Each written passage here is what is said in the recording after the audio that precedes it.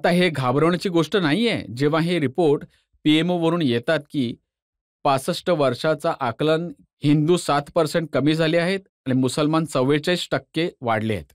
भारतामध्ये तर हिंदू 8% कमी झाले. मुस्लिमांची लोकसंख्या त्यापेक्षा खूप जास्त वाढली आहे.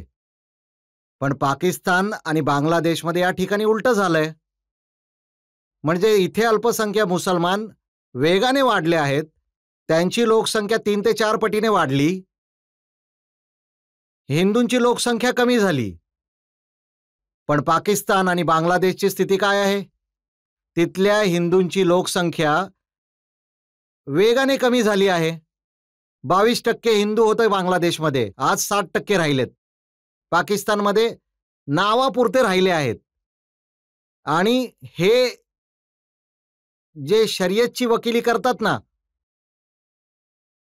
कटमुल्लापणा जोपर्यंत देशात चालत राहील तोपर्यंत हा देश प्रगती नाही करू शकत. याला थांबवावं लागेल.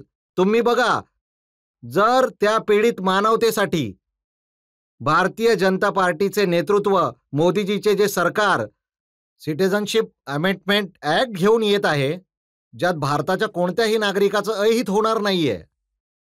पाकिस्तान, बांगलादेश, अफगाणिस्तानातून जे पीडित हिंदू, बौद्ध आहेत, जैन आहेत, शीख आहेत, ख्रिश्चन आहेत, पारसी आहेत, या सर्व पीडित लोकांना जे पाकिस्तान आणि बांगलादेश आणि अफगाणिस्तानातून अल्पसंख्याक आहेत, त्यांना भारताची नागरिकता देण्याची वकिली करतो. त्यांना नागरिकता देण्यासाठी वचनबद्ध आहोत.